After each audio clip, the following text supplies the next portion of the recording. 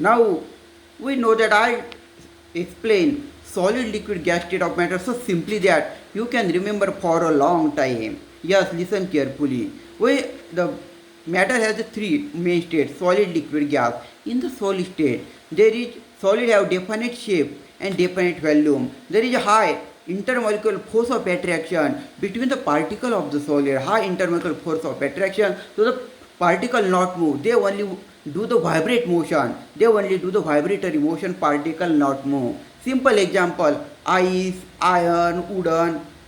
Simple example. So next stage is liquid state, in which there are somewhat weaker intermolecular force of attraction between the particle. Weaker intermolecular force of attraction. So the particles are free to do the rotary motion, vibratory motion, and also some kind of the translation motion. Not the long distance, but some distance. They also do the translatory motion.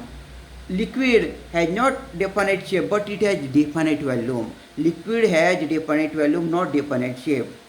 Simple example: milk, water. They are simple example. And the third state is gas state. In the gas state, they are very weak intermolecular force of attraction. No, very negligible or no intermolecular force of attraction between the particles. So what happens? All the particles are free. They do all type of the motion and they occupy the whole space of the container. Gas has no specific volume or not specific shape. They can get the shape of the container size.